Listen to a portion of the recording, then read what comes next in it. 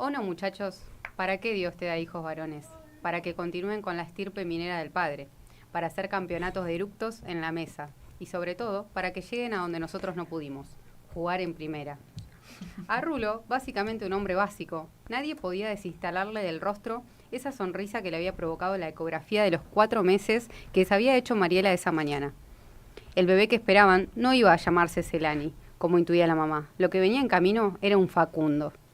El doctor Damasco, ecógrafo y un canto a la ternura, les había mostrado con nombre y apellido el pitito y los huevitos, dice Rulo. Por lo que ya no tengo dudas, el cuarto hay que pintarlo de celeste. Muy seguro estaba el Rulo esa noche, frente a sus amigos. Ese primer hijo suyo y de Mariela sería mucho más que él, más fachero, más ganador con las mujeres, sonoro eructador y, claro, hábil delantero y certero goleador. Bueno, al menos este lo vas a reconocer, ¿no? La piba de la Betty Mariani, según dicen, es un calco tuyo. Lo cargó.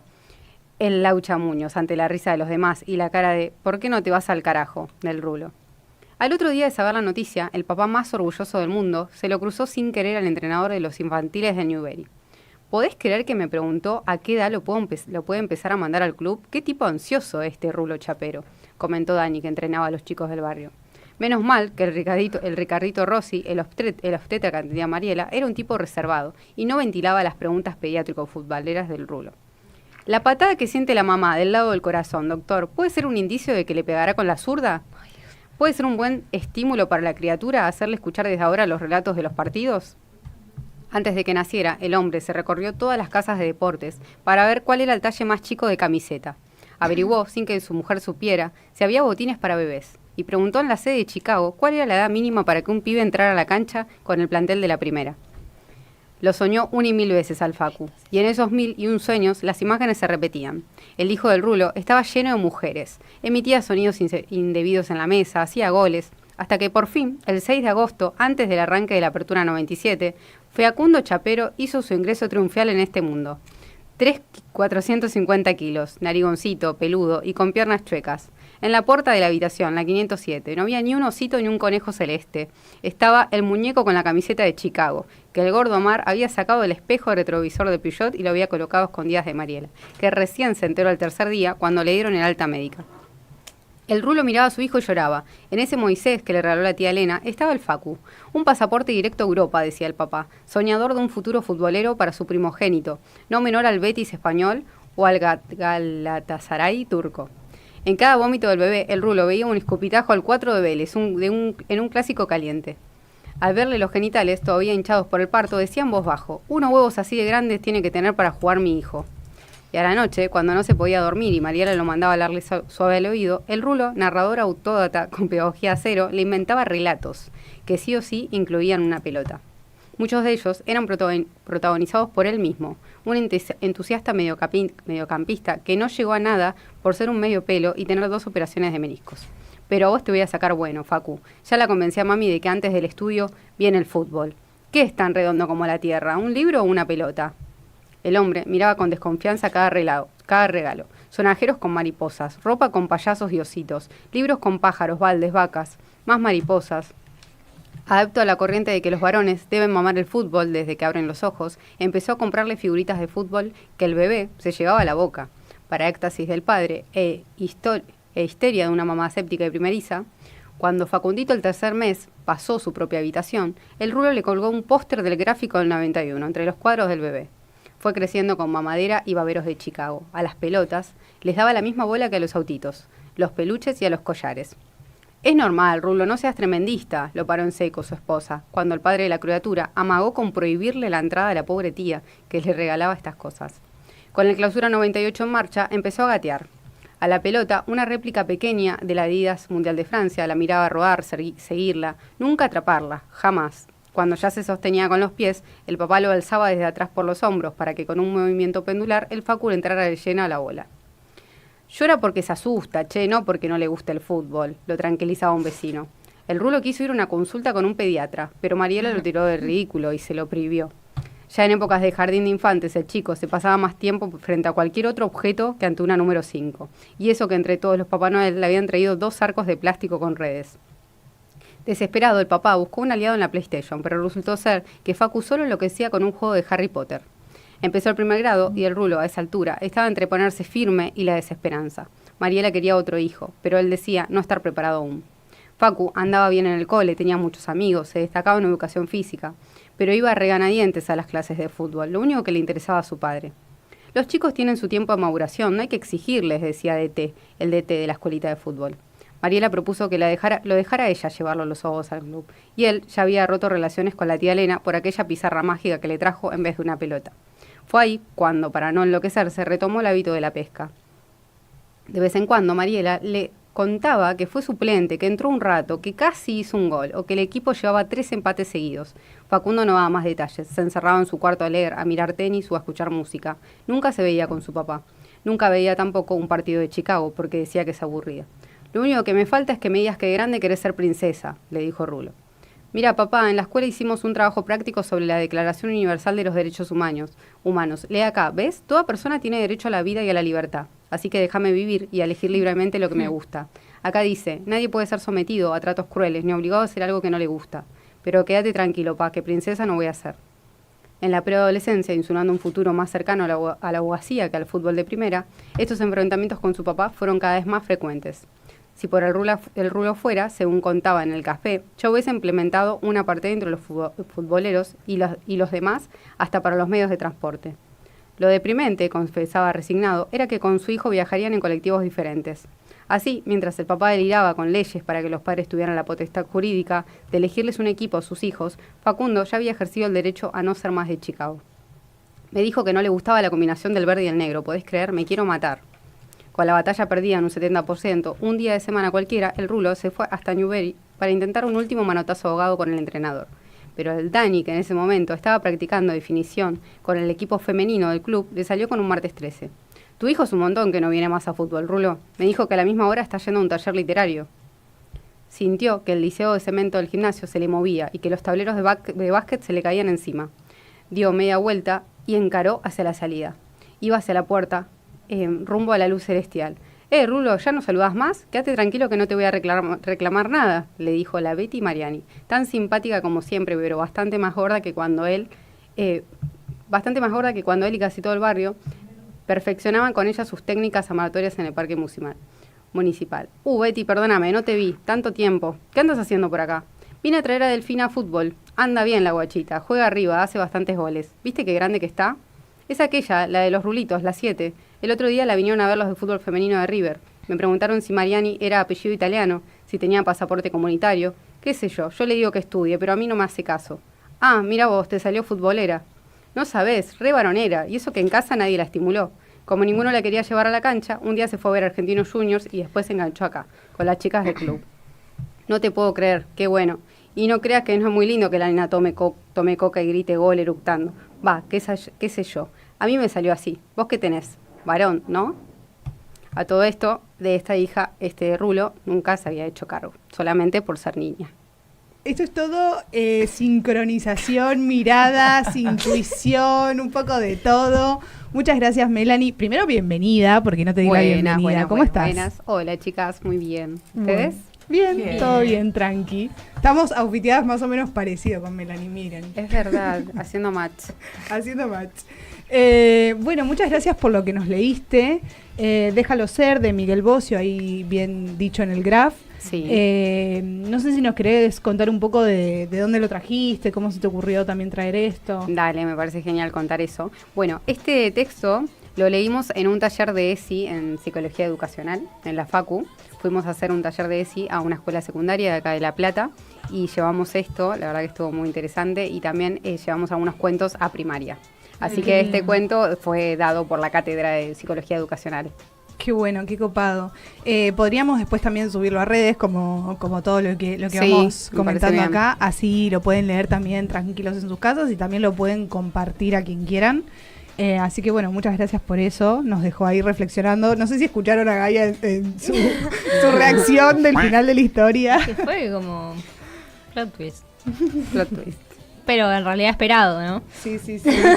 Sí, bueno, y que habla un poco, para empezar a introducir el tema, de los mandatos de la masculinidad, ¿no? Como este niño Facu tenía ya de por sí absolutamente todo el mandato de que le guste el fútbol, de salvar a la familia, siendo un jugador de primera, Sí. de ser de un cuadro en específico, y cómo este Rulo, este padre, no se hace cargo de una niña, porque él, al ser tan fanático del fútbol, decía, no, una niña no me va a salir futbolera, Claro. ¿no? Y de repente se la encuentra ahí a esta mamá que le dice, no te voy a pedir Increíble. nada, pero mira qué futbolera me salió.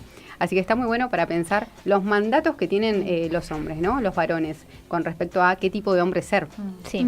A mí me hacía acordar mucho, yo tengo un amigo de la secundaria que no le gustaba jugar al fútbol y para él era un re tema no poder ¿Seré jugar al fútbol, puto? porque era, no era puto encima, Ah, es un chico de teatro, Mirá. de ese palo. Pero nada, o sea, para él era un tema, porque era como un grupo, o sea, terminabas excluido de un grupo de... Sí, Total. tal De cual. pertenencia. Sí, exacto. Y me gustó cómo el nene le trae los derechos. Tipo, Ay, mirá lo que aprendí en la terrible. escuela, como que ahí vemos la importancia, ¿no? De Tal cual, salir sí. como de ese círculo familiar necesariamente para constituirse y decir, ah, bueno, también está esto otro. Ujú. Sí, re. Sí. Sí.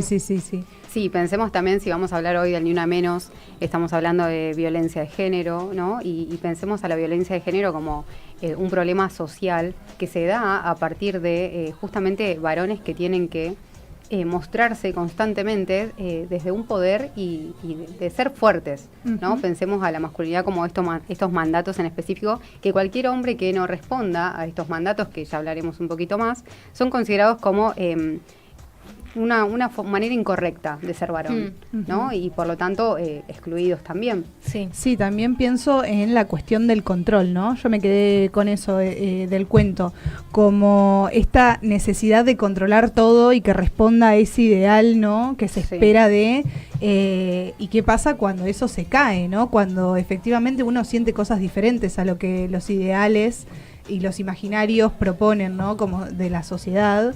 Eso me pareció como también para rescatar. Total. Sí. Y también tener en cuenta esta cuestión, ¿no? Que si bien no todos los varones ejercen violencia, absolutamente todos los varones están insertos en estos mandatos de masculinidad. Y digo, en cierto punto son también víctimas de un sistema social, pero que, digo, tienen que reconocerlo, identificarlo, ¿no? Y por lo menos querer correrse de esa norma. Total. ¿No? Sí, yo pienso como eso, tipo, somos parte de una cultura patriarcal, todos somos parte de un entramado de todo esto y nos constituimos ahí, entonces es imposible pensarte como por fuera de eso y creer tipo, no, yo no tengo nada machista, yo estoy por fuera de los mandatos, algo siempre hay y está bueno revisar, y nadie queda por fuera. Ni siquiera las mujeres, ¿no? Como que no es una lucha entre hombres y mujeres de quién es machista. Todos Sí, tenemos me algo de encanta. todo eso. Me lleva a pensar, me hiciste acordar a una pregunta que hace Rita Segato, en realidad algo que cuenta Rita Segato, y ella dice que a la pregunta de cómo podemos ayudar a las mujeres, ella responde, somos las mujeres las que estamos ayudándolos a ustedes a que se den cuenta del patriarcado y en el orden social en el que están insertos. Claro. Sí, y creo que también todos estos debates, estas reflexiones, no son sin contradicciones e incomodidad, ¿no? Creo que es parte también de atravesar estas discusiones, porque también, bueno, yo tal vez voy a traer más planteos de lo que estuve viendo en redes sociales, que me parece que es un contexto, un dispositivo, un espacio que tiene mucha fuerza, mucha potencia. También creo que hoy las mujeres estamos tal vez incómodas en ese rol pedagógico de decir, ¿no? Como o de ser siempre las que traemos las ideas a la mesa. Creo que eso fue un poco lo que estuvo en auge en tema de discurso esta semana, que bueno, tal vez ya nos vamos a ir metiendo sobre eso, pero bueno, nada, me parece también importante rescatar esto, de que no va a ser sin incomodidad, sin conflictos, sin Total. contradicciones, sin, no sé, decir un día una cosa y el otro día capaz estás pensando otra, como que eso también hace parte, ¿no? de la potencia del debate. También lo que pensaba con respecto a los mandatos era el tema de ¿para quiénes son esos mandatos? como que yo creo que hay algo de que la mujer, esos mandatos siempre son para otros hombres muchas veces, entonces hay una posición en la que se nos pone de inferioridad y de justicia muchas veces ante esos mandatos,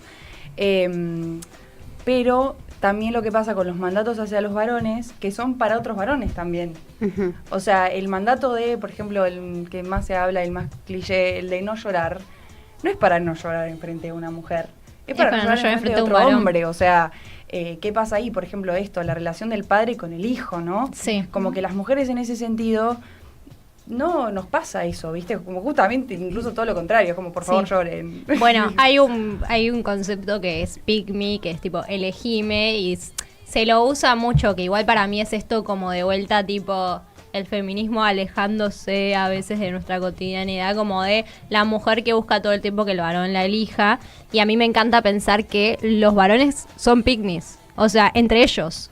Están todo el tiempo buscando entre ellos Es que validarse entre sí.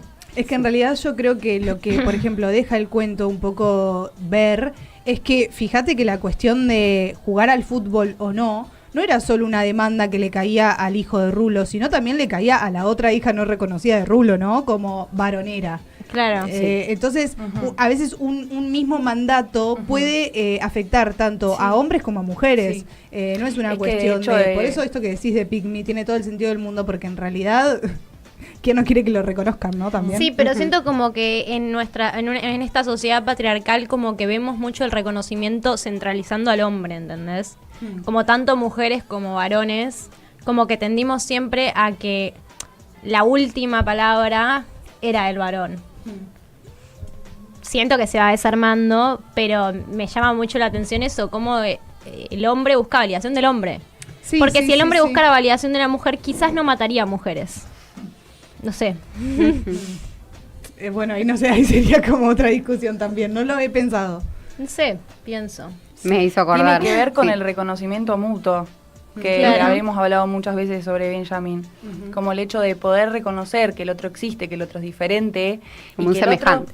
es un semejante, tiene que ver con otra forma de mirar, con otra forma de escuchar, que va más allá de sos una mujer o sos un varón. Claro. ¿Viste? Y Sí. como que, bueno. ¿Qué Me hizo tanto? acordar mucho esto que decían de hubo como una publicación que estuvo dando vueltas este último tiempo y decía como, bueno, de quién las va a proteger a las mujeres si no existiéramos los hombres, como tanto que se hacen las, y es como, ¿de quién? ¿No? Como, ustedes son el problema, entre nosotras no nos matamos. Qué gracioso. Sí. Bueno, si quieren les cuento algo que estuve viendo de Rita Dale. Segato, que es una antropóloga. Ella entrevistó a hombres violadores. Entonces es muy interesante todo el estudio antropológico que hace. Ujú. Ella primero como conceptualiza la violencia de género como un primer orden de poder y de opresión. Y dice, si no entendemos qué es la violencia de género, no se va a dejar de culpabilizar a la víctima, cuando la víctima en realidad está siendo oprimida, básicamente. Ella hace un análisis de la violación desde un eje vertical y otro horizontal, que para ella es el más importante.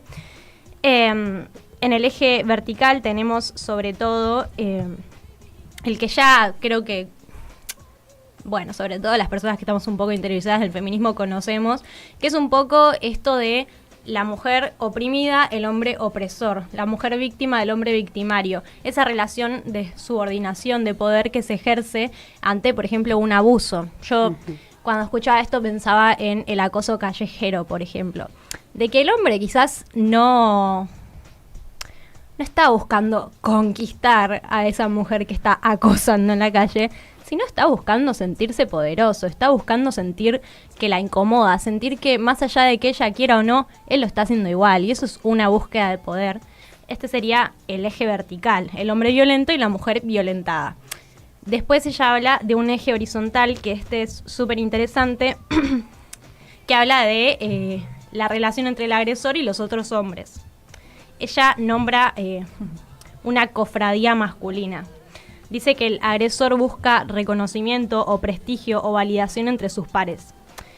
Que la masculinidad no es algo que simplemente se posee, sino que también se demuestra. Ella nombra la violación como un enunciado, ¿no? Como algo que se quiere decir en busca de. en busca de reconocimiento, en busca de sentir pertenencia. Y que ser hombre empieza a parecer como un estatus que necesita ser rectificado siempre por otros varones.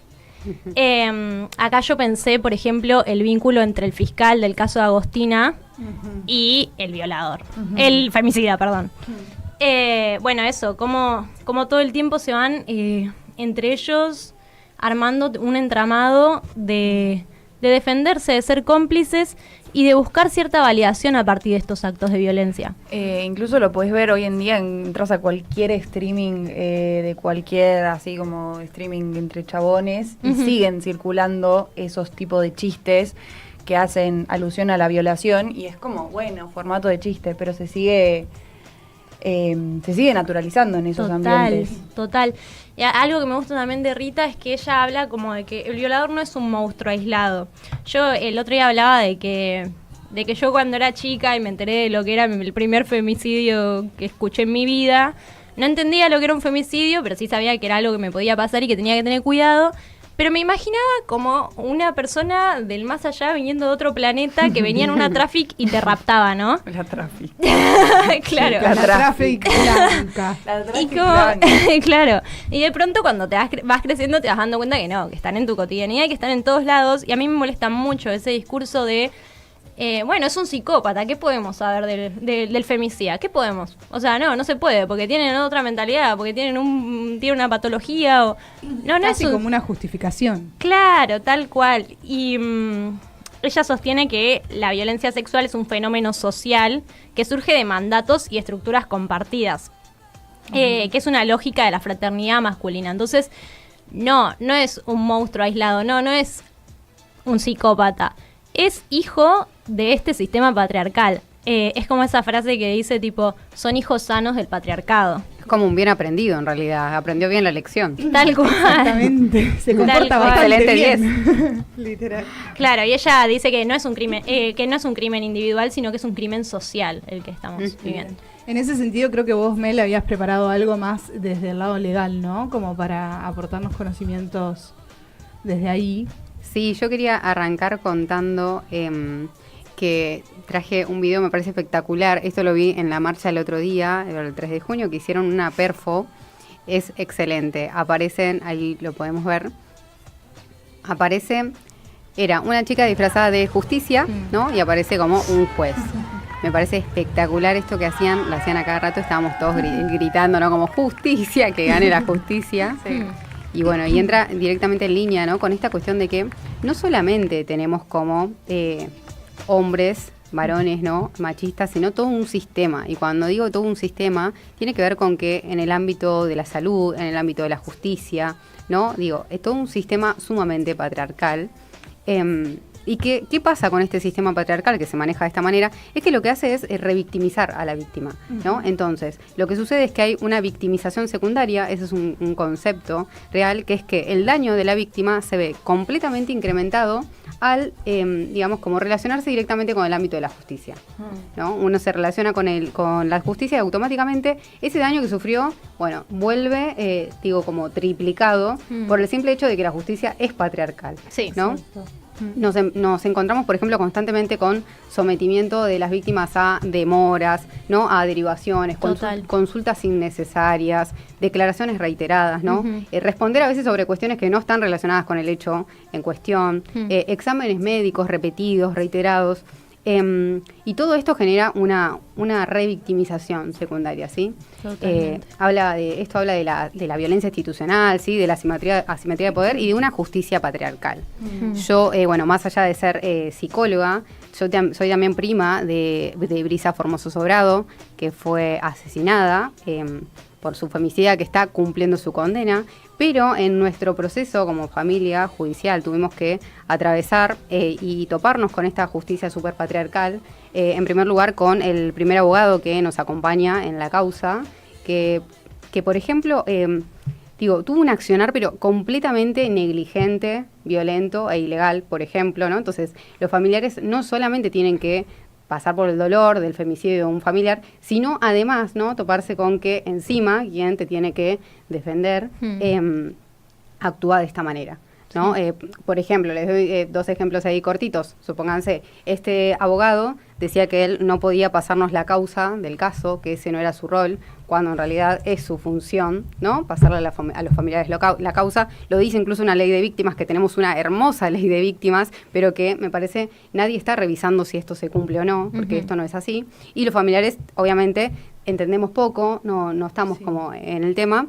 Bueno, él me decía, por ejemplo, que si él tuviera que tener la causa del caso, su oficina tendría que ser un expediente judicial, con la cantidad de hojas que tendría que tener. Y claramente sabemos que en realidad las causas se manejan a través de un archivo digital, digamos, ¿no? En una página web. Entonces, primero que era mentira, segundo que era violento, ¿no? Incluso también un día yo le pregunté, por ejemplo, si era verdad que el ADN había dado negativo, porque él había hecho una publicación diciendo que el femicida, finalmente el ADN dio negativo, después nos dimos cuenta que no era verdad, nos enteramos, y en el juicio se demostró que no era verdad, pero él hizo esta publicación, y cuando yo se lo pregunté, y le dije que no sabía por qué estaba publicando eso, siendo que no era así, él me respondió, no sabía que te habías hecho una formación de derecho penal en la UBA, con risas. Ustedes imagínense, ¿no? Digo, ya de por sí una vulnerabilidad total, y encima, ¿no? Este sujeto hombre machista.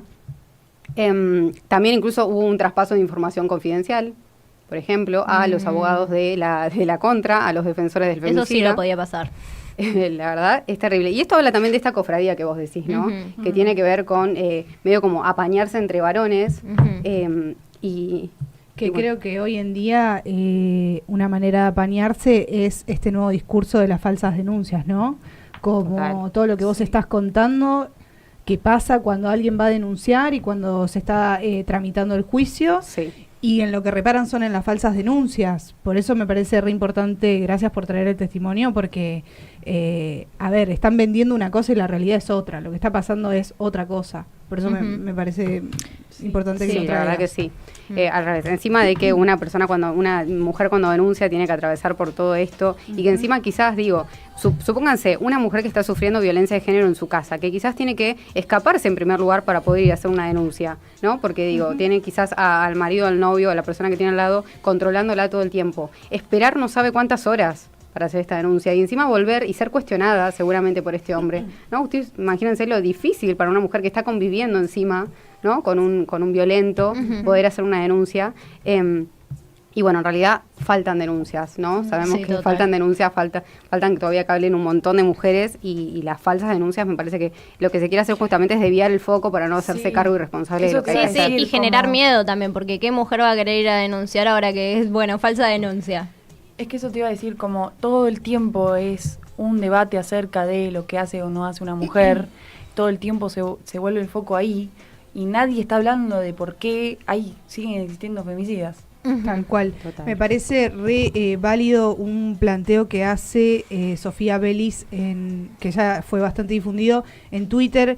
Ella cambia el discurso de que cada 30 horas es asesinada una mujer, o sea, se comete un femicidio, y lo cambia porque cada 31 horas un varón argentino se convierte en femicida. Podríamos pensar casi todos los días hay un varón argentino que se convierte en femicida. Lo repito, lo digo despacio, lo digo para que se escuche. Me parece sumamente importante empezar a pensar con qué foco y con qué enfoque estamos hablando cuando hablamos y cuando decimos. Siento que en redes sociales hoy en día hay una repetición de discursos, ¿no? De, vayan a la marcha, no vayan a la marcha, hagan esto, no hagan esto, pronúnciense, no pronúnciense. Me parece potente que se empiecen a pensar cosas nuevas. No me parece potente que repitamos todo el tiempo lo mismo.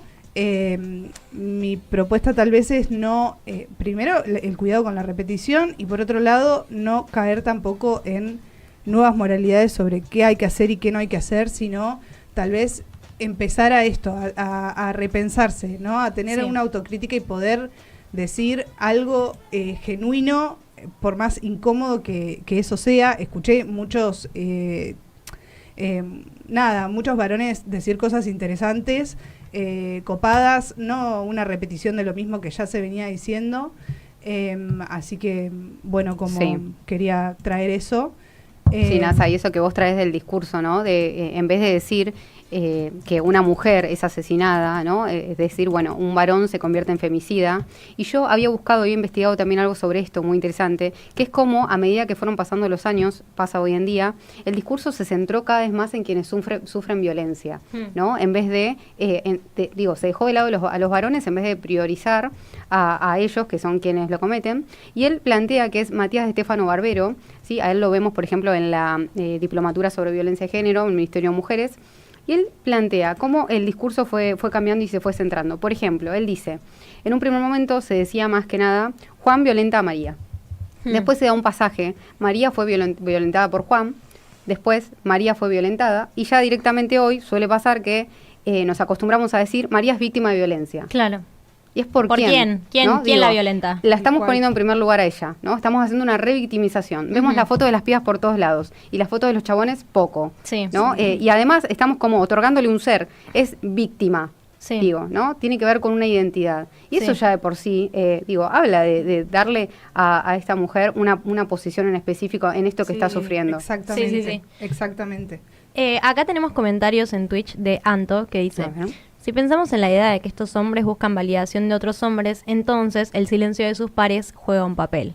No porque callar signifique que lo aprueben, a veces no los aprueban, pero sí que hablar implica un costo, y es quedar por fuera, ser cuestionado, perder estatus. Las amo, dice Anto. También te amamos, Anto. Me encantó. Buenísimo, Anto. Sí, total. Yo a veces pienso como... una de las tantas razones por las que siempre cuando hablamos sobre el patriarcado somos solo las mujeres, es que los hombres quizás tienen más que perder, si se ponen a hablar de eso, que, por ejemplo, sus privilegios, ¿no? Como que hay algo de que es incómodo, primero de que es obvio que todos, o sea, en algún momento deben haber tenido una conducta machista y está bueno aceptarla y no vamos a estar así con un arma diciendo te fuiste machista, no. Pero, y segundo, que también hay veces que eso, como claramente los que están más cómodos en este sistema son ellos. Que no quiere decir igual que no sean víctimas también del sistema, ¿no? Rita también dice como que el feminismo genera un cambio social que da bienestar a todos, no solo a las mujeres. Uh-huh. Genera mejor calidad humana, básicamente. Sí. Esa es la búsqueda. Y que aparte hay obviamente otros colectivos que están completamente involucrados en esta cuestión del machismo. O sea, las mujeres no somos las únicas violentadas por el machismo. No, totalmente. O sea, total. Sí. Yo traje también son como unos mitos que vemos en la diplomatura de violencia de género del Ministerio de Mujeres. Son mitos sobre el trabajo con hombres que ejercen violencia de género y que es como que obstaculizan, no están buenos. En primer lugar, tenemos como las teorías naturalistas, que son con las que pensamos, por ejemplo, la violencia como una esencia de los hombres. ¿Sí? Después tenemos, por ejemplo, las teorías ligadas a la salud mental, que es como, bueno, justificar al hombre con que es un psicópata, es un perverso, es un sociópata. Bueno, no. Digo, eso también entra en una justificación, decir que tenía un padecimiento de salud mental, ¿sí? Después, por ejemplo, las teorías sociológicas que dicen que la violencia es cosa de varones pobres o de ignorantes, ¿no? Como justificando también. Después podemos pensar también en cuando se dice que es como una conducta aprendida en las familias de origen de estos varones, como dando a entender que hay familias mejores que otras, y también, digo, acá vuelve a recaer el peso sobre las mujeres, como, bueno, ¿quién lo crió? Y no, es volver a correr el foco, ¿no? Y por último, el punitivismo. Creer, por ejemplo, que apartando a este sujeto de la sociedad, ¿no? Dándole la pena correspondiente, ya está, se arregla el problema. Y la realidad es que no, el punitivismo lo único que hace es apartar y tapar, pero esto sigue sucediendo y eso no entra como una posible solución a este problema social. Total. Y aparte, si se metieran en la cárcel realmente todos los femicidas, o sea, no darían abasto a las cárceles. Básicamente, No hay más hay que hacer algo. No hay más hombres. Un poco de humor. Bueno, yo traje también... traje dos textos que, bueno, estuve ahí leyendo. En realidad son dos libros. Uno se llama Psicoanálisis y Género, de Irene Meller, escrito sobre el amor, el trabajo, la sexualidad y la violencia. Y hay otro libro de Anne Dufour-Mantel que se llama La mujer y el sacrificio. Acá está uno de ellos. Este es el de Anne. No se ve muy bien porque las letras están... Anne Dufour-Mantel, La mujer y el sacrificio. Y Irene Meller, Psicoanálisis y Género. Para mi sorpresa, me encontré con una similitud entre los libros, ¿no? Como cuando leía a Anne, después pasé a leer a Meller, y Meller hablaba de algo similar a lo que dice Anne y lo ampliaba. Entonces me pareció como de mucha potencia. Esta idea, lo que traen es esta idea de... la idea de la mujer como siempre sacrificando, ¿no? Como la sacrificada de alguna manera. Y una pregunta que yo me hacía era, ¿qué demandas de sacrificios se nos están pidiendo cuando nos ponen en el lugar de la víctima, ¿no? De la víctima, no, de las culpables, perdón. Responsables. En ambas había demandas de sacrificio, ¿vale? Así bueno, tranquila. sí, tal cual, exactamente. Entonces, ¿qué demandas de sacrificio se nos están pidiendo, ¿no? ¿Qué más tenemos que hacer, ¿no? ¿Qué más tenemos que dejar de hacer para que no pasen más los femicidios? Porque parecería que ese es el discurso de la defensa, ¿no? Como, bueno, dejen de hacer esto otro, dejen de hacer esto otro, que así no les va a pasar nada, ¿no? ¿Hasta qué punto se llega con ese planteo? Y también algo muy interesante que se plantea es por qué las mujeres han tenido que poner el cuerpo para hablar. Y con esto quiero especificarlo un poco, porque hay una autora que habla justamente de que se lo piensa al cuerpo de la mujer como un cuerpo sacrificado, no en términos de perder la vida, sino en un cuerpo borrado y desaparecido, y plantea cómo podemos hacer para devolverle la palabra, o devolver palabra a la palabra, una fuerza performativa que no obligara a poner el cuerpo para resolver un conflicto, ¿no? En esto yo pensaba como todas esas veces que hablamos, decimos, volvemos a hablar, volvemos a decir, se nos sigue sin escuchar, se nos sigue silenciando. ¿Tienen que ocurrir femicidios para que haya un frene con esto? O sea, es necesario que nosotras tengamos que hacer todos esos artilugios, no sé cómo sería, todas esas defensas para que finalmente frenen los femicidios. No puede alcanzar, ¿no? Con el no es no. Claramente no está alcanzando, es lo que efectivamente vemos. ¿Qué nos pasa con la palabra femicidio? ¿Qué pasa con nuestra palabra que nos está siendo oída? Sí. ¿No? Claro. Sí. Afuera hablábamos como, qué loco tener que andar con un gas pimienta, tener que, como que nos chocan esos videos también que te enseñan artes marciales para defenderte, sí, en la calle te agarran y es como... Sería tan increíble poder decir no y listo. Pero bueno, ya vemos que hay algo estructural que hace, o sea, que tengamos que modificar más la estructura para que esto se modifique, porque si no... Y que también está bueno... Sí. Que con respecto a eso yo pensaba como, qué loco lo naturalizado que lo tenemos y qué importante esta fecha, ¿no? El Ni Una Menos... para volver a revisar esas cosas, lo naturalizados que tenemos, el cuidarnos, el que desde chiquitas, viste, como que... el no tentar, viste, no tentarlos. Sí, más vale, porque hay una cuestión ahí también, viste, como naturalizada, como que el varón tiene una necesidad sexual o un algo, viste, que es incontrolable, un impulso que no puede controlar su fuerza, no puede controlarse. Y va mucho más allá de eso. Sí. Y es como también me parece importante como justamente que es lo que estamos construyendo acá nosotras chicas haciendo esto, que no es solamente decir basta, decimos basta, ¿no? Decimos como viva nos queremos, como que siento que eso ya quedó también, como que ya lo venimos diciendo hace tanto, ¿no? Claro. Entonces es como también construir desde este espacio un poco, bueno, ¿y qué ponemos en su lugar? ¿No? Decimos basta, y en ese lugar ¿qué construimos? Y por eso hablamos hoy de cofradía, de masculinidades, ¿no? También, bueno, está bueno mencionar que para varones que quieran trabajar su masculinidad, por ejemplo, hay talleres de masculinidades. Actualmente en la provincia existen 89 dispositivos de abordaje para varones que quieren trabajar su masculinidad. Bueno. Sí, desde el Ministerio de Mujeres, por ejemplo, se promueve mucho esto también. Hay muchísimos cuadernillos. Bueno, y también obviamente es necesario decir acá hoy que está la línea 144 gratuita, ¿no? Las 24 horas del día en todo el país, y que no solamente atiende a víctimas de violencia de género, sino que también orienta a familiares, orienta a familias. Entonces, si quizás hay hermanas, primas, mamás que saben que tienen a este familiar que no puede salir de una relación de violencia, al menos pueden comunicarse ellas y recibir algún tipo de asesoramiento, una escucha, ¿sí? Así que en primer lugar eso, la línea 144 gratuita a las 24 horas todos los días. Justo estaba leyendo unas estadísticas de esa línea en 2023, solo encontré las del 2023, pero 300 llamados por día reciben. Wow. Sí, increíble. Impresionante. Sí.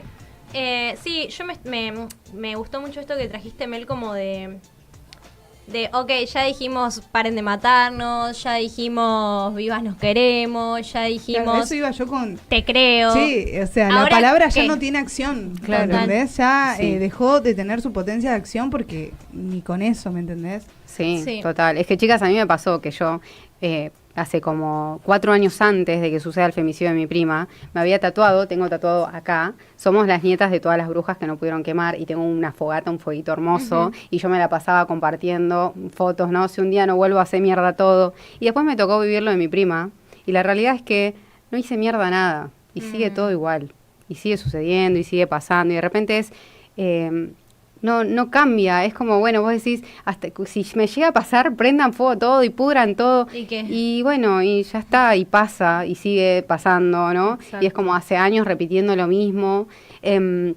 Y me parece también muy importante mencionar que encima hoy que estamos viviendo como directamente un antifeminismo de Estado, ¿no? Sí. Un antifeminismo del Estado. Y realmente es un problema social que debe atenderse con políticas públicas, ¿no? Y más que nada hoy que se plantea como totalmente lo contrario, ¿no? Y que se quiere hasta directamente eliminar la palabra femicidio, ¿no? Imagínense lo grave que es esto en retroceso. Entonces, o sea, literalmente hay muchos representantes del Poder Judicial. En primer lugar, son dos tipos, ¿no? Como Sí. veníamos Sí. diciendo. Y en segundo lugar, que no tienen una perspectiva de género para abordar la problemática de manera integral, ¿no? Entonces, esto me parece fundamental, es como lo más grave. Sí. Sí. Sí, tal cual.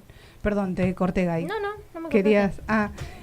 no, bueno, por eso un poco para mí el planteo que yo traía es, se lo contaba hoy a Zoe antes, como, y se lo decía ayer a Luis, hay que parar la pelota en cuanto a los discursos que, o sea, ya nos pasó en su momento en el 2018 que tal vez hubo una superpotencia y eso en un momento bajó, ¿no? Entonces, ¿cómo podemos pensar nuevos planteos y reflexiones para que esto deje su marca, sea algo duradero y perdure en el tiempo y no nos quedemos pedaleando en el aire después de no sé cómo decirlo, ¿no? Pero creo que va por ahí. Y que aparte yo creo que, por ejemplo, el Ni Una Menos se pensó, o sea, sus bases, o sea, fue construido entre mujeres, fue un significado que por algo persistió en el tiempo y creo que por ahí hay cosas que es como, hay que seguir peleando por esos símbolos, por esas palabras, para que evidentemente en algún momento surtan su efecto, o sea, que alguien se Exacto. pueda parar a pensar qué significa y Ni Una Menos. Tal cual. O sea, Sí. ¿qué te pasa con que haya, querés que haya Ni Una Menos? ¿Qué te pasa? ¿Qué te genera Sí. que Y se decir mueran algo vivas? más de lo que... Decir algo nuevo, no decir todo, Tal cual. repetir como un loro que se Lo que tienen que decimos. pronunciar. Ya lo dijimos, ya se entendió, ya Ya está. tipo, Es lo que ya se- hombres, tenemos no que sigamos hablar. de- Pero bueno, igual como es una re larga. iniciativa, está bien. Sí, Sí.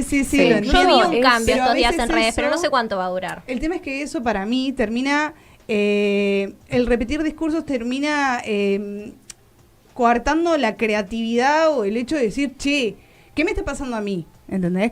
Como esa reflexión, esa introspección. Ajá. Si Yo uno propongo, sí. solo dice lo que ya está dicho, como que... Sí, yo creo que desde la acción, por ejemplo, lo que podemos hacer, en vez de seguir hablándolo entre nosotras, yo propongo que le pregunten a sus padres, a sus hermanos, a sus primos, a su novio, a sus novios iba a decir, a su novio, ¿no? Digo, por ejemplo, ¿por qué vos no compartís esto? Contame qué te pasa. Yo el otro día, ya en una cena con mi novio, le pregunté, digo, amor, te quiero hacer una pregunta. ¿Por qué vos no compartiste nada del femicidio?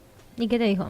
Él me respondió que no quería quedar medio como que se hacía el Aliade, aliado, ¿no? claro. Y que no sabía qué funciona. Entonces yo le volví a responder y le digo, o es por lo que pensarán otros tipos, de que Claro. vos, tus amigos, los Claro. pibes que vos tenés en Instagram, de que vos compartas Claro. eso. Me dice, no va por ahí. Pero sí estaría bueno, y propongo que planteen la pregunta a los varones con los que ustedes se relacionen, ¿no? Que digan, che, ¿a vos qué te pasa con esto? De repente, como bueno, empezar a interpelarlos desde ese lugar. Claro, a mí me parece re potente esa respuesta que te dio, como, che, no quiero quedar como aliado, che, no me siento bienvenido, che, como Sí. todas esas cosas que decantaron, porque hubo sus efectos cuando en su momento dijimos no vayan a las marchas, y está pasando algo en esos hombres con los que compartimos la vida también, ¿no? Entonces, está pasando algo en sus cabezas, está bueno que lo puedan expresar también, o sea... Sí. ¿Y qué lugar quieren ocupar en esto, no? Porque tanto subir una historia, bueno, sí, subí una historia de una, pero después no charlas con tu vieja, después no ayudás en las tareas domésticas, después Total. violentás a tu novia. Bueno, no, el feminismo no es ni ir a una marcha, ni subir una historia, ni decir paren de matarnos. El feminismo es una práctica cotidiana, que no necesariamente es ser moralmente correctos y hacer absolutamente todo bien, que Para a mí eso nada. me resuena con esto que hay muchas personas como diciendo tipo, ay, no sé si me considero feminista. ¿Qué es ser feminista? O sea, ser feminista es poder votar. Ser feminista es poder elegir qué hacer con tu plata. Ser feminista es ya no tener que venderte por un matrimonio no elegido. Ser feminista es un montón de cosas que creo que es casi imposible que no estés de acuerdo con el feminismo. Total. Entonces, ser feminista es una práctica cotidiana que no implica que te limpies y barras todas tus huellas patriarcales que quedaron en tu vida. Es empezar a revisar. Y no por eso los hombres quedan por fuera. Entonces, como, tipo, no quiere decir que no puedas apoyar la lucha de las mujeres porque en 2017 te acordás que estabas en pedo y empezá a repensarlo, no lo borres, charlalo con tus amigos, charlalo con tu viejo, charlalo con tus amigas, fíjate qué haces con eso y empezá a conversar con nosotras y vemos qué hacemos y ven qué hacen ustedes, también lo que sea. Pero como Que salir no de es esa tarea moralización fácil. de que para estar en esta lucha tenemos que estar limpios de... Como si fuera un Sí. pecado, ¿viste? Sí, Tipo... sí, sí.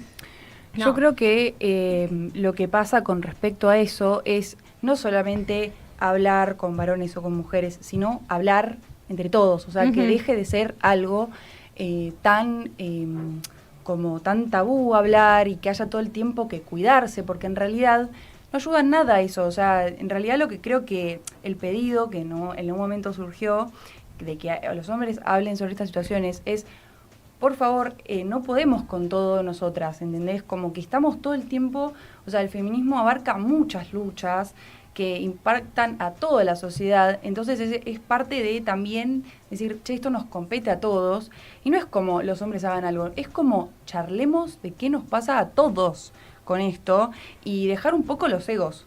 Yo quería traer un poco...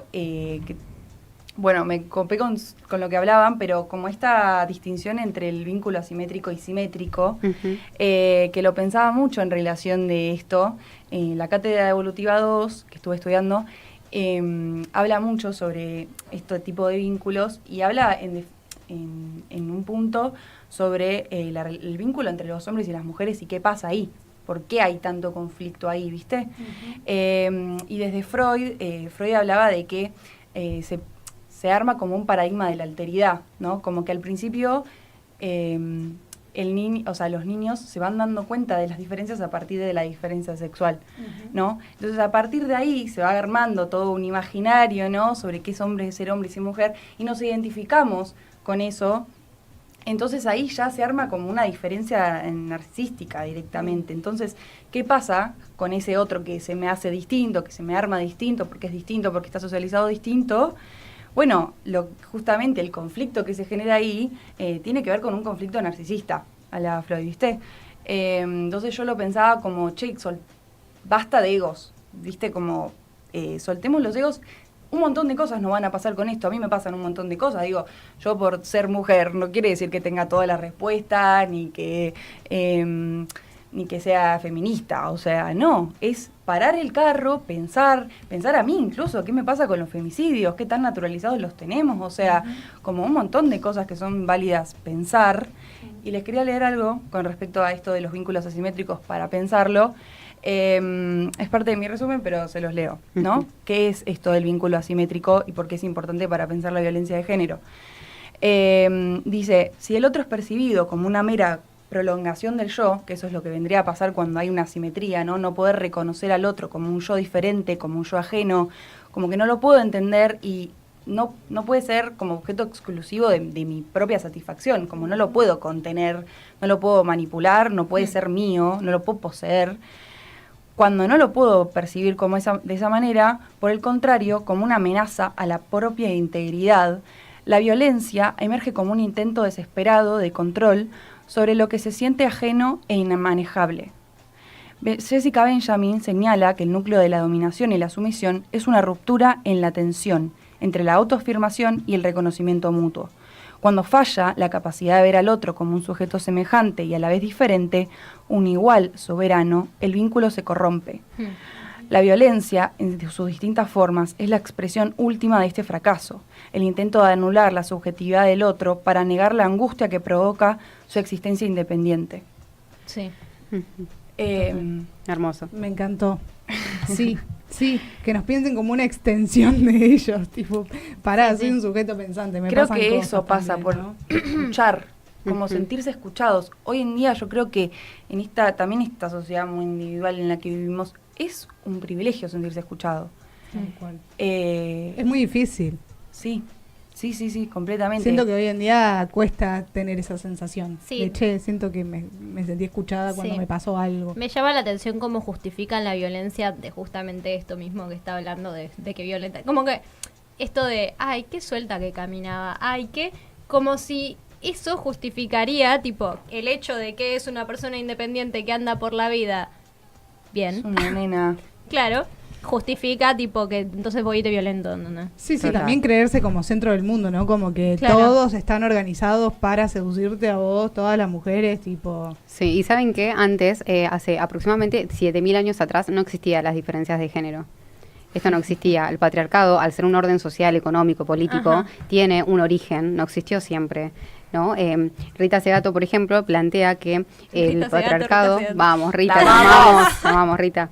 El patriarcado tuvo su origen en el periodo neolítico, ¿sí? El periodo neolítico, cuando aparece el sedentarismo, la agricultura y nuevas formas de organización social. Pero antes, que podemos pensar que estaba el paleolítico y el mesolítico, que por ejemplo las poblaciones humanas eran nómades y era la caza, la pesca, ¿no? Esa era la organización social, y ahí no existían estas diferenciaciones de género ni el patriarcado. ¿Qué pasa? Cuando aparece el periodo neolítico, ¿saben qué sucede? Las mujeres comienzan a convertirse en un recurso para los hombres, Claro. por sus capacidades reproductivas. Pasan a ser Claro. controladas por los varones para que puedan tener más fuerza. Es decir, si nosotros vamos a tener que organizarnos teniendo pesca, agricultura en este caso, etcétera, necesitamos más personas, más hombres. ¿Quiénes nos pueden dar más hombres? Las mujeres. Entonces, ¿qué hacemos? Vamos a empezar a controlarlas, ¿no? Como reproductivamente. Esto empieza a aparecer en el Neolítico superior. Sí, y ahí es donde la mujer se queda en la casa cuidando a los hijos y los hombres produciendo afuera. Eso es, después con la introducción del capitalismo Claro. comienza todo, pero sí, hay un origen del patriarcado y esto significa que no existió siempre, por lo tanto puede dejar de existir. Sí. Tenemos nuevas personas, en realidad una nueva persona, un jugador de tenis que, chicos, si ustedes lo ven, se caen de culo. Bienvenido ese, ¿cómo estás? Buenas, ¿cómo andan? Extrañaba que me iba a jugar tenis. Ya, la otra vez sentí la falta. ¿Viste? Vos me remarcaste la falta y yo respondo,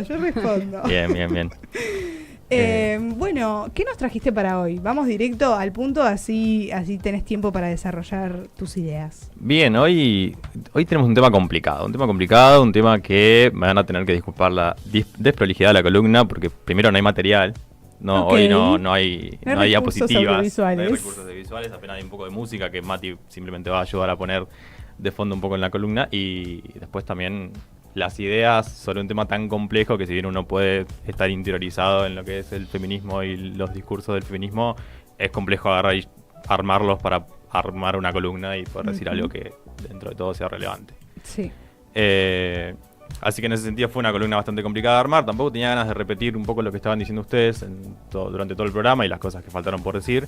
Pero por otro lado pensaba también como, es importante, que es algo que se pidió mucho en la semana, agarrar y decir, que los varones digan algo. Por más que digan lo mismo que ustedes dijeron, Sí. capaz brindarle otra perspectiva también es importante. Y Sí. se repetirán cosas, pero creo No, que obvio. de todas maneras es importante. Capaz yo voy a la repetición, me refiero en el sentido literal de decir lo mismo. Si vos decís y ampliás y contás algo personal, Claro. siento que ahí ya no es una repetición porque ya lo apropiaste. Sí, ¿entendés? deja de ser vacío Claro. el mensaje. A eso iba, sí.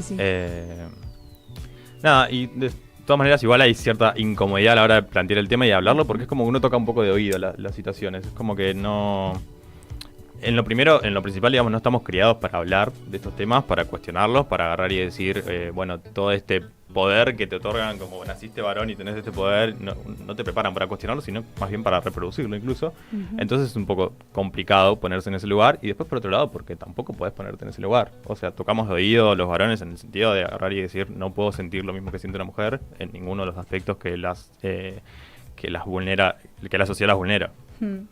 Entonces es como un poco complicado. Y encima empieza a pasar esto de que uno se queda con esa idea y se empieza como a naturalizar todo. Se empieza a naturalizar las cosas, se enfría el poder sentir algo, como que dejamos de sentir o de conmovernos por las situaciones, los casos empiezan a aparecer casos y punto.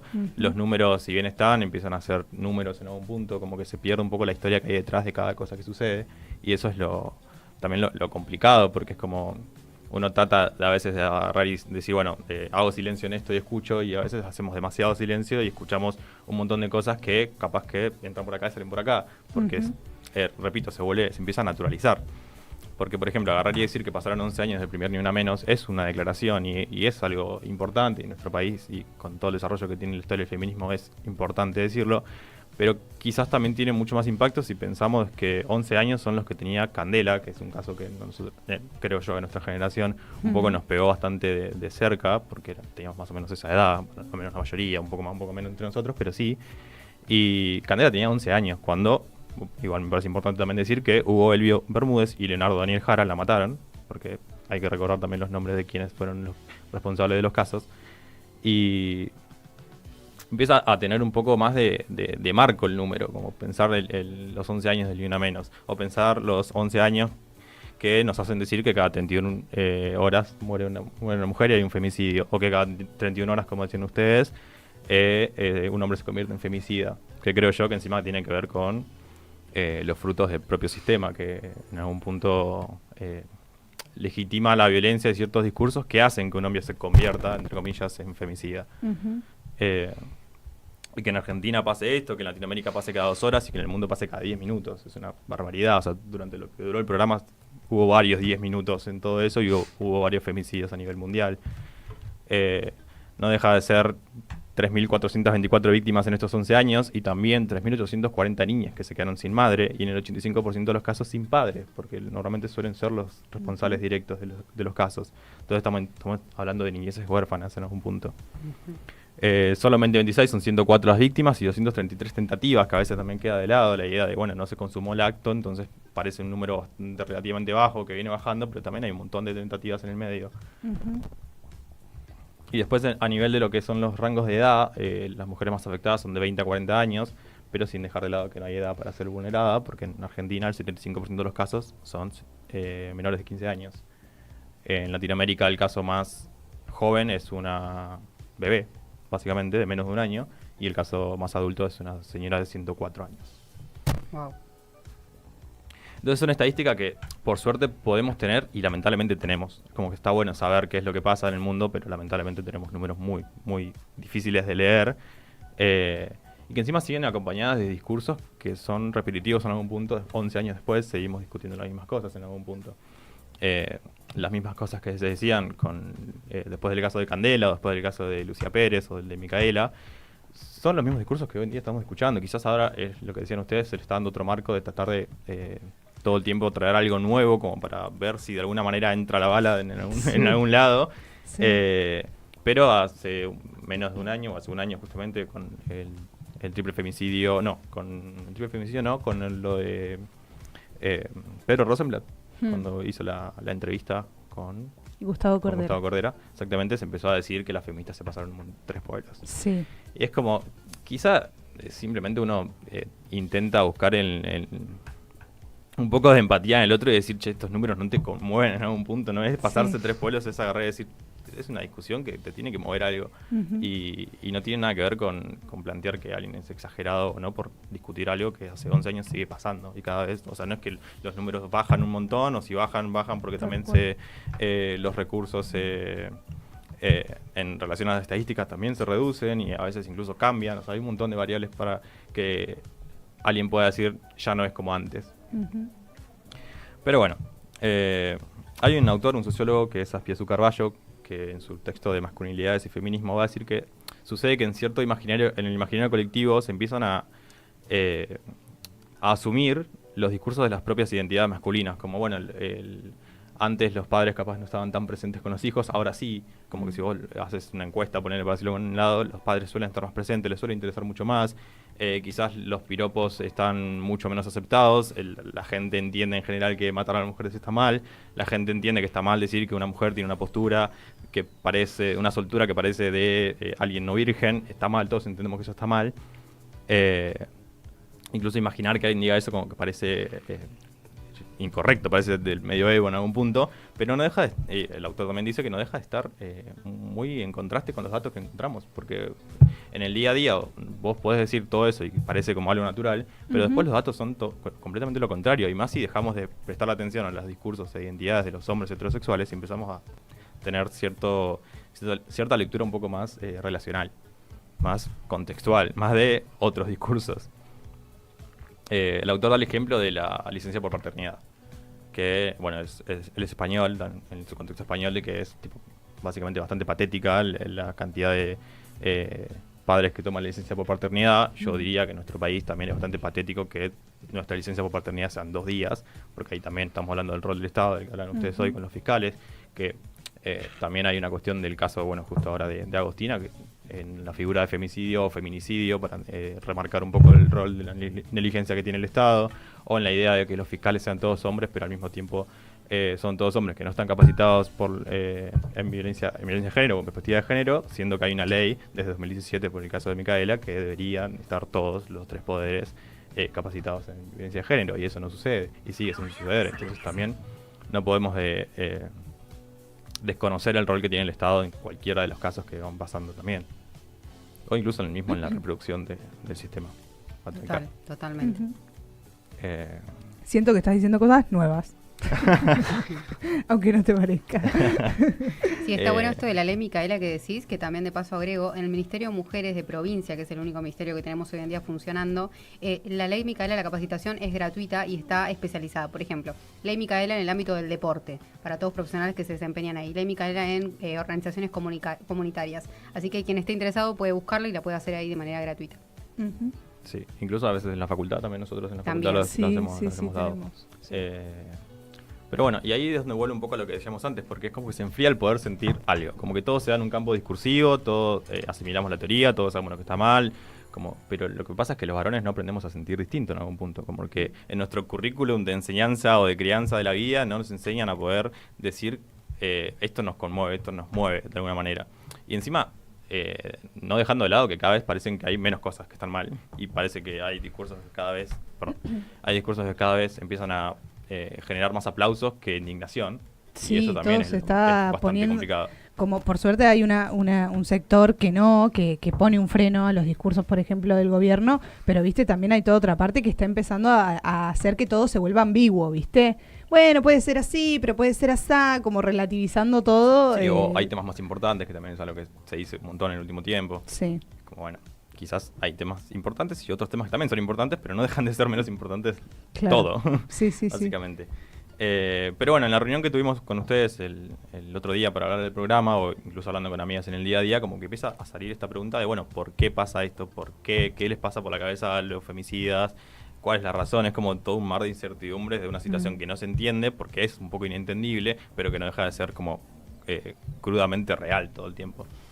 Y un poco a eso quería ir con la columna y con esta idea del silencio activo, como entender un poco, bueno, cómo funcionamos los varones y por qué también, de esa manera.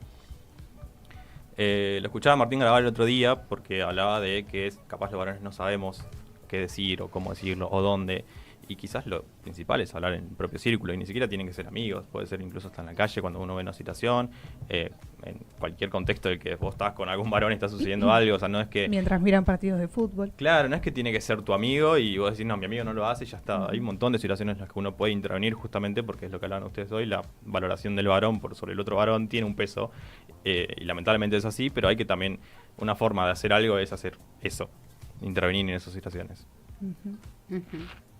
Silencio activo, está bueno. Buen nombre. Sí. Me hace recordar un poco la idea de el espiral del silencio que trajo Joaco la otra vuelta, sobre el tema de estos discursos y cómo se generan estos como silencios en relación a, bueno, preferir no opinar en cierto sentido y validar ciertos discursos, pero también como en esa disyuntiva de, bueno, no estoy opinando porque quiero mantener un status quo, no estoy opinando porque me resbala las situaciones o como por qué se van dando, como que justo esta semana para mí ha sido muy reflexiva en ese sentido, no quiero quitarle más espacio a la columna, pero esa reflexión me parece como re importante y cómo se van dando en los círculos, o sea, yo como varón me planteo y me pienso cómo podemos hacer que esa reflexión tenga un sobrepeso y esto que decís como de dónde se puede aportar, que no necesariamente siempre tenga que ser en los círculos, me parece bastante importante tratar de evadir ese silencio activo hasta cierto punto, como poder darle una vuelta o poder buscar los espacios donde realmente nazcan por lo menos reflexiones y al final no hay una respuesta. Yo me pensaba toda la semana en esto, como cuál es la manera, cuál es la búsqueda. Lo hablé con amigas, lo hablé con amigos y era como, claro, tampoco hay ideales, más no como fórmulas ni manuales, si se quiere. Entonces, al ser un proceso en construcción, como que también es difícil encontrarle hacia dónde ir, si se quiere, entre comillas. Lo que no tiene que pasar es no seguir intentando ir a algún lado, por lo menos. Claro, exacto. Sí. Sí, es que no es una cuestión tampoco de sentirse señalado, como si uno fuese el culpable de algo, claro, que posiblemente igual sí, pero no es una cuestión de hacer algo porque me señalan, sino es que hacer algo porque al menos te conmueve y te mueve la idea de poder hacer algo y que las cosas cambien, porque hay algo que tiene que cambiar, sí o sí. También creo que es una buena pregunta hacerse si ante alguna opinión feminista o alguna reflexión feminista, la primera respuesta que una persona tiene es querer defenderse, es hasta esa sensación misma que nosotras denunciamos como, ¿por qué saltan a la defensiva? También está bueno preguntarse, ¿por qué me quiero defender? ¿Por qué siento que me están atacando con esto que me están diciendo? ¿No? Como estar un poco más en contacto capaz con esos sentimientos que creo que históricamente les han enseñado a silenciar, ¿no? Sí, capaz que tiene que ver con eso.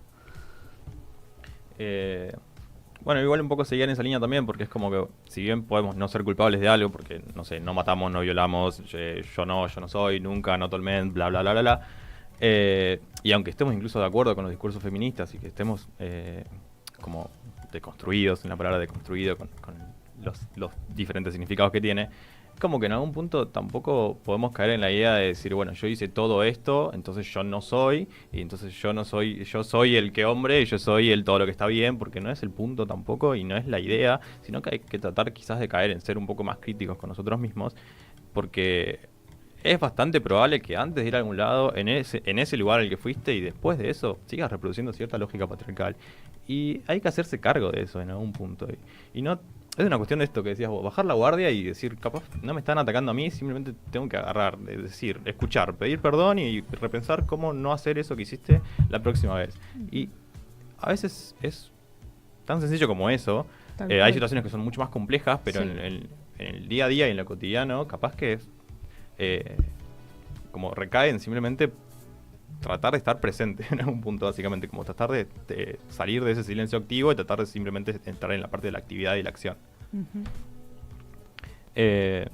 Y nada, bueno, para no caer en la simplicidad de decir que todo es culpa de la sociedad y fin, porque también siento que es un poco saca la responsabilidad en algún punto y encima como que parece que nada puede cambiar todo el tiempo, como quería hablar un poco de otros conceptos que son propios de cómo nos construimos como varones, porque justamente hablando de que no hay nada que hacer y que al menos hacer algo, hay un sociólogo que es Michael Kimmel que va a plantear la masculinidad como un conjunto de significados que van cambiando, que se construyen en nuestro círculo, en nuestro mundo, con otros, en nuestra cultura, y que empieza a pensar la virilidad no como algo estático, sino como algo histórico. En ese sentido, dice que hay algo de pensar de esta manera que empieza a plantear a la acción como algo fundamental dentro de lo que es el hombre, básicamente, porque no es que le está quitando algo a la idea de decir que la virilidad es algo histórico, sino que justamente le da la oportunidad de salir de ese esencialismo que a veces tienen los conceptos o las situaciones y empezar a decir, bueno, che, algo puede cambiar, porque podemos cambiar nosotros individualmente y podemos cambiar también colectivamente. Pensar a que nuestras conductas no son naturales, sino, o sea, porque los varones son los varones y punto, ya está, y son así. Se rompo todo el coto. Sino como que hay elementos en nuestro alrededor, en nuestra cultura, en nuestro contexto y en nuestra propia identidad que tienen consecuencias en nuestros modos de actuar. Entonces podemos revisar esas cosas para agarrar y decir, bueno, actúo diferente, actúo de otra manera. O me sale actuar así, ¿por qué me sale actuar así también? Que es, o sea, la reflexión siempre también tiene que estar. Pero bueno, hay algo también que pasa con eso, y lo menciona Ariel Sánchez en el texto de Marcar la Cancha, que va a decir que los hombres un poco aprendemos a través de dos estrategias. Por un lado, porque necesitamos hallar un grupo de varones del cual adquirir y desarrollar fuerza a partir de la competencia, como necesitamos varones para competir todo el tiempo.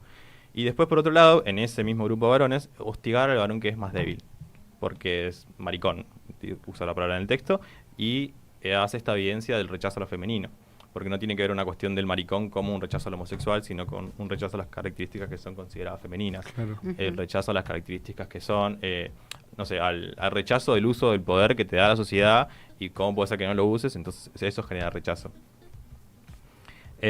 Porque sean cuales sean las variaciones de raza, género, clase, etcétera, quizás lo que funciona en la crianza de los varones es la distancia de considerarse, identificarse como hombre a partir de no ser una mujer, básicamente.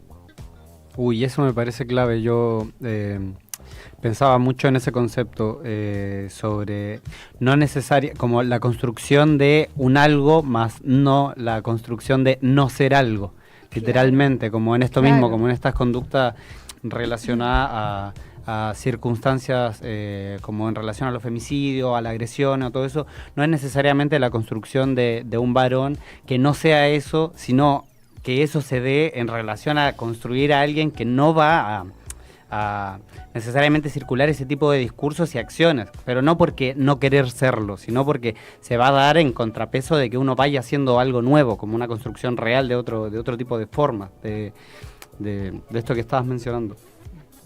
Sí, y que eso nos lleva a la idea de la homosociabilidad, que también plantea el sociólogo Kimmel, porque en estos momentos de situaciones como de pasividad, de silencio, donde se pone en primer plano esta idea de Malepichot, de la camaradería peniana, empieza a aparecer la idea de que la validación de los hombres se da a través de otros hombres, porque los hombres estamos bajo el cuidadoso juicio de otros hombres, donde son otros hombres los que nos miran, los que nos evalúan, los que nos clasifican, los que nos aceptan y nos permiten entrar dentro de ese reino de virilidad y masculinidad todo el tiempo. Entonces como que es cierto temor, que ustedes los mencionaban, ¿no? a sentirse avergonzados o humillados delante de otros hombres. Es una cuestión de sentirse humillado por una mujer, sino por otro hombre. Como que hay cierto temor a permitir que se vea ese miedo que sentís, o incluso quizás ocultando ese miedo justamente. En el 92 hizo un estudio que preguntaban qué era lo que más temían, tanto hombres como mujeres, y las mujeres dijeron a ser asesinadas y violadas, y los hombres dijeron a que se rían de mí.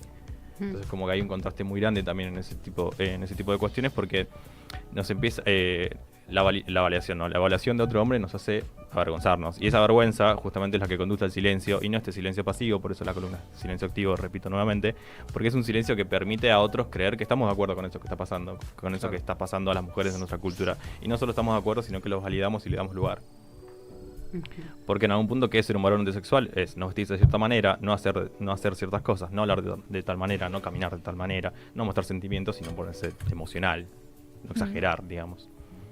Entonces termina siendo como toda una estructura, una construcción que nos lleva a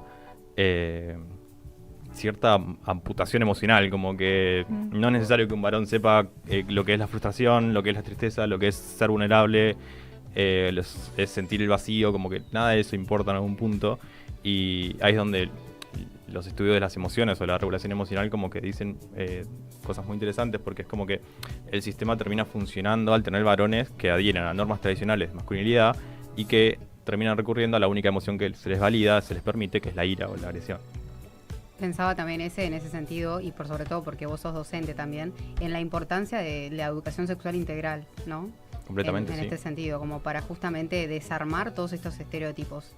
Y la transversalidad de eso, porque uno puede estar hablando de emociones y parece como que es un tema que uno va a hablar desde lo duro y desde lo cognitivo. Las emociones son esto, la definición de emociones es esta. La dopamina, la serotonina. Claro. Y que más allá que yo soy docente universitario, pero bueno, también eso se atraviesa en todos los niveles de la educación, como agarrar y decir, che, bueno, la emoción es esto, y encima te lo llevo por este lado para que entiendas cómo la emoción funciona, cómo funcionamos nosotros, más que nosotros que estamos estudiando psicología. Y siento que puede pasar en un montón de temas, y por eso la ESI es tan importante tenerla siempre presente a la hora de pensar y hablar, y más en contexto áulico principalmente. Sí, totalmente. Bueno, dice Facundo Calvo, un psicólogo que yo quiero y respeto mucho, en un posteo que hizo, como que la ira masculina no va a aparecer en vacío, es un poco lo que también le venía diciendo, pero tampoco sabemos de dónde viene. Como que en algún punto los varones no tenemos esa capacidad de insight o introspección para decir, bueno, ¿de dónde viene esto? ¿Por qué me hace sentir así? Sino que en algún punto simplemente terminamos respondiendo impulsivamente a través de conductas pasivo-agresivas en nuestros contextos familiares. Incluso sin la violencia física, sino como creando cierto clima hostil de irritabilidad constante, como que estamos todo el tiempo generando situaciones que a los otros les generan siempre ansiedad y como esta hipervigilancia de estar como vigilando tus propias conductas todo el tiempo. Me refiero incluso a parejas o a hijos. Y se empieza a naturalizar esta imagen o esta construcción de como el hombre enojado de la casa, como que es lo que tiene que pasar. Pero bueno, para cerrar un poco, ya aparte, bien con el tiempo igual. Enojado de la casa que es su casa. Que es su casa, sí. Su casa, solo de él. Y que en algún punto es esto, se enoja solo también, porque es como se enoja por no poder entender lo que le pasa. Pero siempre la culpa, porque el sistema también lo valida, la culpa es de la otra persona y la otra persona suele ser mujer.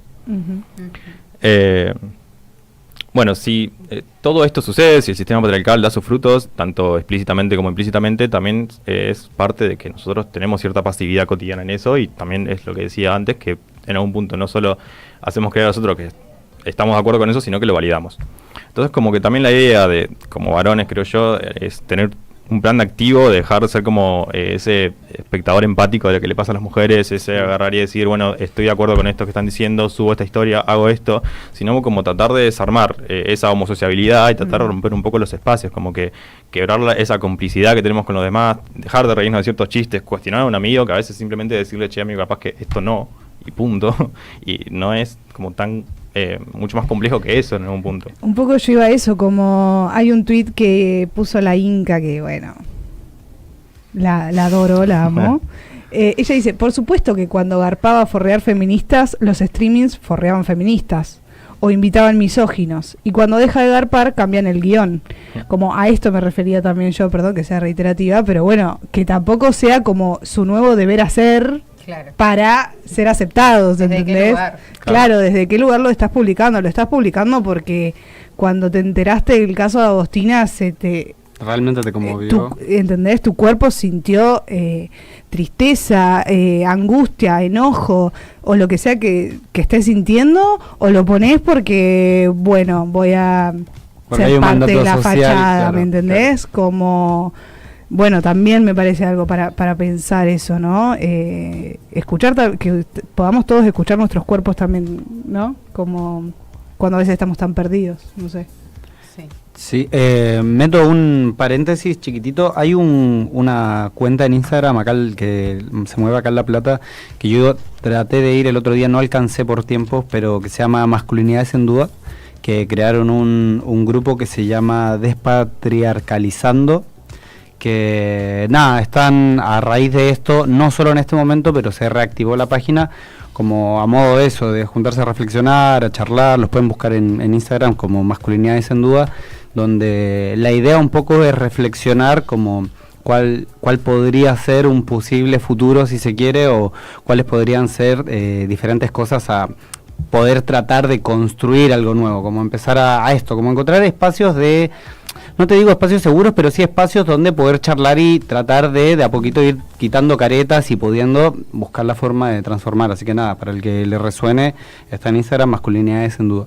Me da un poquito de esperanza. Sí, ¿vos fuiste? Sí. No alcancé a llegar ese día. Me quedé charlando con uno de los chicos que fue por Instagram, y ahí me contó lo del grupo y un poquito de lo que hicieron brevemente, que tampoco fueron tantas personas, pero bueno, fueron más de 5, así que algo es algo. Bueno, bien.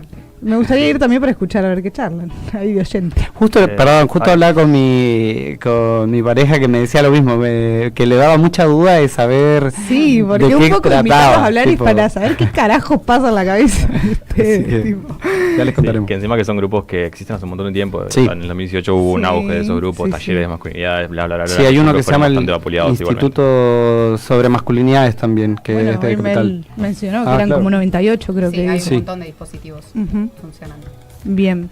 Bueno, cerrando un poco, la idea es dejar esta no sé, esta invitación a los varones, e incluso propia también, de perder este lugar de confort en el que tenemos, o sea, un poco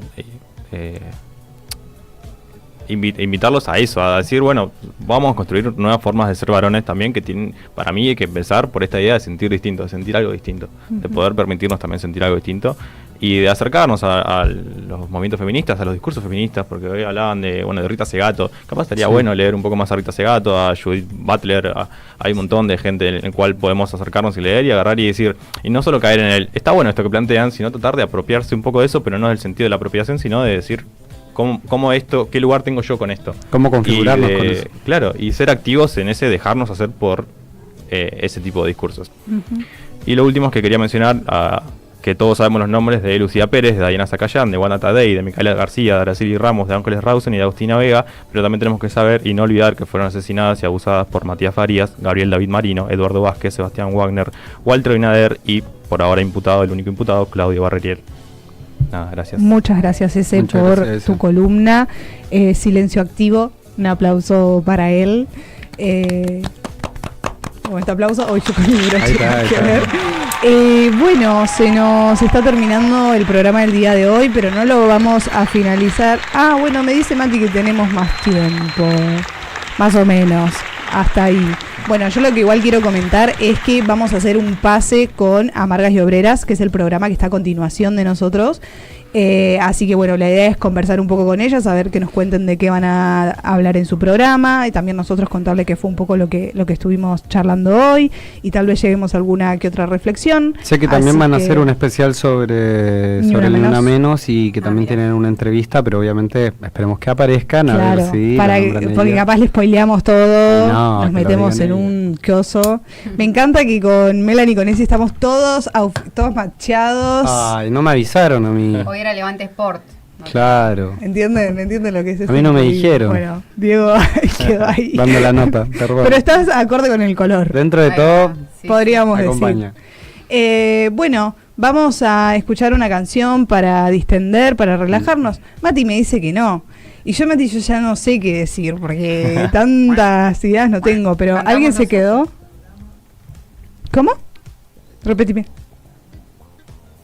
Es que queremos hacer un pase, y esto se llama producción en vivo, Matías. Queremos hacer un pase con Amargas Obreras. Entonces queremos que aparezcan. Una pausa breve, así como una cuestión de que se vea qué estamos haciendo mientras atrás, una cuestión medio relajada. Con la panorámica. Porque la gente para mí debe tener el mate lavado. Estoy con el tema del mate, chicos. O capaz ya están tomándose una birra. No, es temprano para tomar una birra. Bueno, no creo. Dale, vamos a un cortecito y ahora hacemos el pase con Amargas y Obreras. No se vayan. Buenas, otra vez acá, no tengo retorno, ahí está, bueno. Nada, tuvimos un hermoso capítulo. A veces, justo me está pasando en este momento que no siento ser la persona indicada para estar en este lugar, pero al mismo tiempo sí, por la misma reflexión con la que terminamos la columna pasada sobre esto de cómo reflexionar, cómo volver a configurarnos y cómo pensar las masculinidades, que me parece, al menos desde mi posición, un tema recontra importante.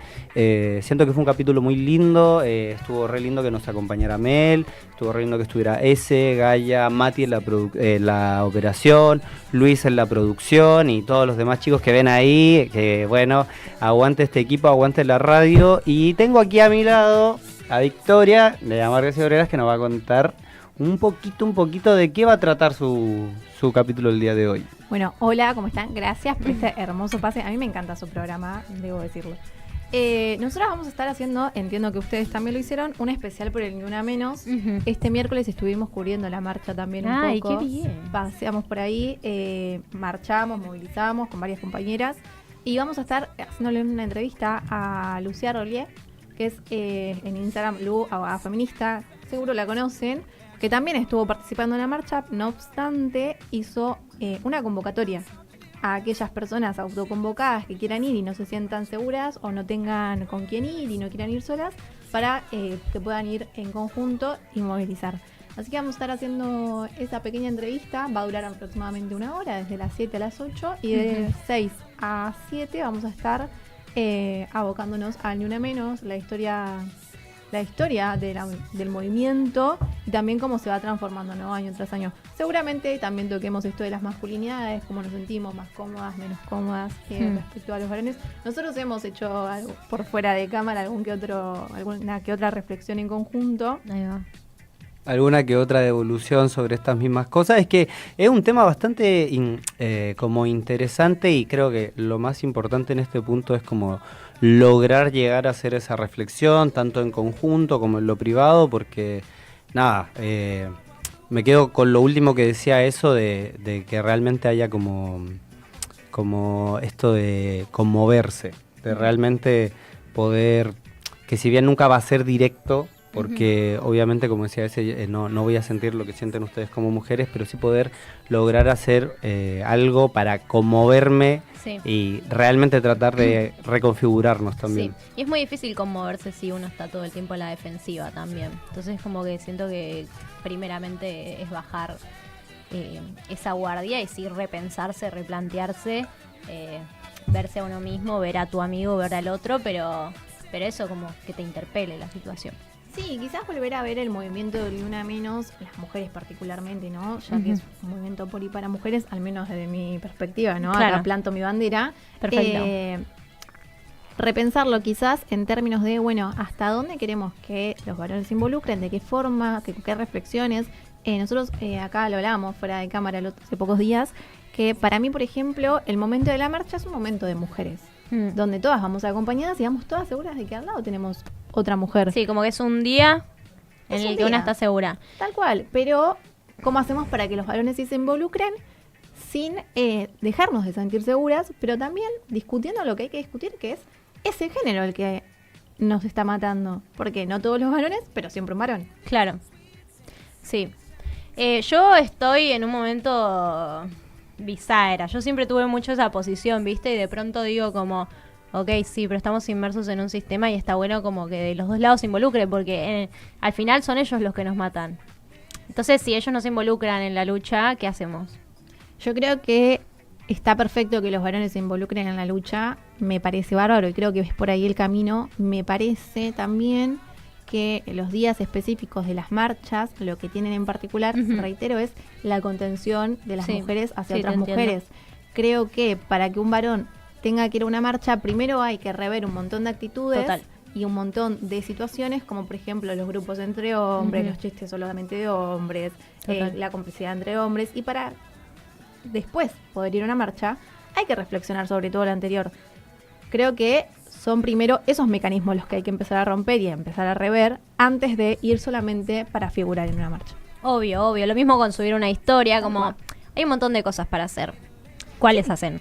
Sí, o sea, Cada hay uno. que empezar a romper con los pactos, primero de silencio entre hombres y segundo, a rever estas actitudes, si se quiere, machistas y misóginas hacia las mujeres, que muchas veces, en las cuales muchas veces están atrapados constantemente y no pueden romper eso. Bueno, antes de la movilización en sí misma, el día a día.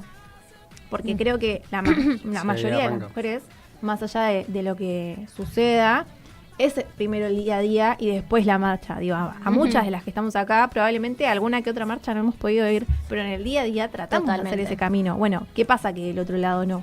Creo que primero es ahí, antes Sí. que la marcha en sí. Estoy de acuerdo. Sí, también. Así que bueno, nada, muchas gracias a quienes nos escucharon. Muchas gracias a todas las personas que ven Psiquis, que le dan importancia también a la radio, a este espacio que construimos todas las semanas. Me está apurando el operador, No, pero... no, no me está apurando, bancando estaba lo que haciendo decís. una gestión. Bueno, Está- ¿Qué yo, hora yo. es tampoco, son 6:06 de la tarde, la República Argentina. Se ponía como locutona. Hemos completado bien el horario. Sí, Estamos bien los bastante horarios y estamos bien. Pero bueno, nada, quería quedarme con esa última reflexión de los espacios, que si bien, claro, estoy muy de acuerdo, creo que hay momentos y momentos, creo que hoy el rol de los varones tendría que ser más como en esa revisión del día a día. Total. Estamos en ese momento. Exacto, que no significa, para mí, desde mi posición, el no poder participar de ciertos espacios, pero sí estoy de acuerdo que no alcanza solo con eso, porque al final termina siendo como entre solo figurar o solo mantener como una postura medio tibia, voy a decir, porque me parece que, claro, el cambio más real viene a partir de reconfigurarnos como seres sociales y entendernos en esta dinámica, porque hasta cierto punto, a mi parecer, y ya lo podremos discutir en otro momento, también el dejar fuera al otro género, a mi punto de vista, es seguir manteniendo la brecha. Esto yo lo discutí un montón con ciertos amigos, porque yo, por ejemplo, en un momento no tenía interés en participar en las marchas como la del 8M o esta, porque pensaba que no eran espacios para mí, pero a partir de conversarlo con distintas personas me di cuenta que capaz no sé si es por ahí, solo que si se queda en eso no sirve. Para mí esa es como la reflexión que puedo hacer desde mi lugar. Así que nada, estoy agradecido de poder compartir este espacio. Estoy seguro que el programa que van a hacer está muy bueno. Por favor, quédense y escúchenlo. La invitada va a estar re piola. Así que nada, me parece re importante.